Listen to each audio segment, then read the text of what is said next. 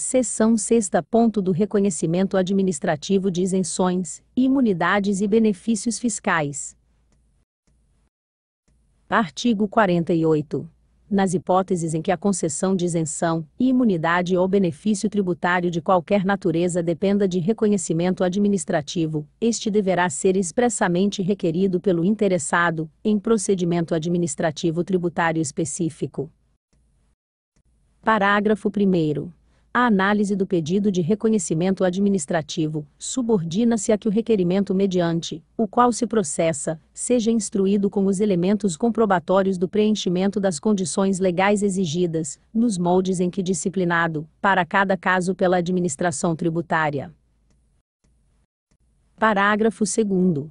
No curso do procedimento, poderão ser determinadas diligências ou perícias, necessárias à sua instrução, cabendo ao interessado, sob pena de arquivamento sumário, franquear aos agentes para tanto designados, o exame de sua documentação, arquivos e outros elementos pertinentes, bem como prestar as informações e declarações dele exigidas.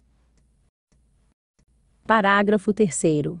As isenções, imunidades ou outros benefícios tributários, uma vez reconhecidos inicialmente, retroagirão a data de entrada no protocolo geral do requerimento, abrangendo as prestações ou parcelas de tributos, cujos prazos de pagamento hajam vencido desde então. Artigo 49. Verificada, a qualquer tempo, a inobservância das condições exigidas para o reconhecimento administrativo, ou o desaparecimento das que o tenha motivado, será o ato concessivo de benefício tributário, ou a imunidade, invalidado ou suspenso, conforme o caso. Artigo 50. O reconhecimento administrativo de isenção, imunidade ou benefício tributário, não gera direito adquirido, e será obrigatoriamente invalidado ou suspenso, conforme o caso, por ato de ofício, sempre que se apure que o beneficiado não satisfazia ou deixou de satisfazer as condições, ou não cumpria ou deixou de cumprir os requisitos para a concessão do favor, cobrando-se o crédito atualizado acrescido de juros de mora. Inciso 1º. Com imposição de penalidade cabível, nos casos de dolo ou simulação do beneficiado, ou de terceiro em benefício daquele, ou. Inciso 2º.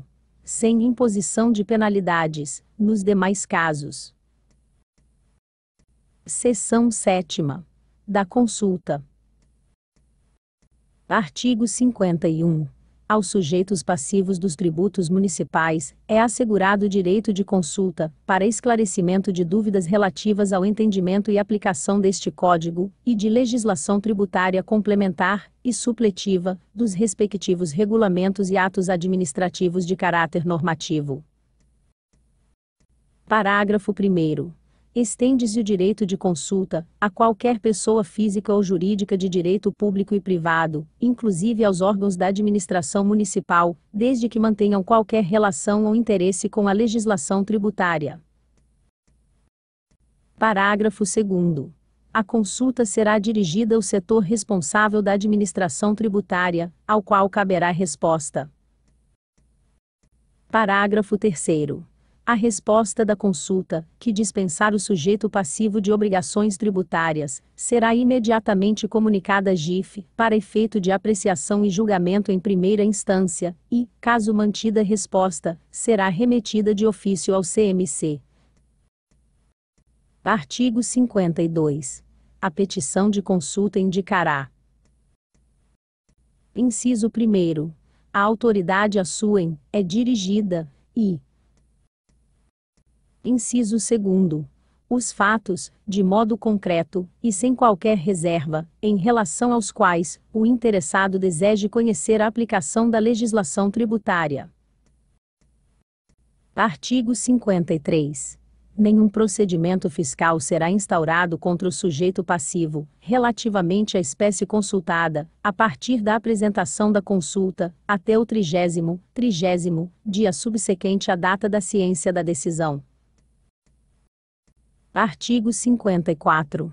A consulta não suspende o prazo para pagamento do tributo, antes ou depois de sua apresentação. Artigo 55. No caso de consulta formulada por entidade representativa de categoria profissional, os efeitos referidos no artigo 53 só alcançam seus associados, depois de cientificada a consulente da decisão. Artigo 56. Não produzirá efeito a consulta formulada. Inciso 1º. Em desacordo com o artigo 52. Inciso 2º. Por quem estiver sob procedimento fiscal instaurado, para apurar fatos que se relacionem com a matéria consultada. Inciso 3º. Por quem estiver sido intimado a cumprir obrigação relativa ao fato objeto da consulta. Inciso 4º. Quando o fato já tiver sido objeto de decisão anterior, ainda não modificada, proferida em consulta ou litígio, em que tenha sido parte o consulente. Inciso 5º.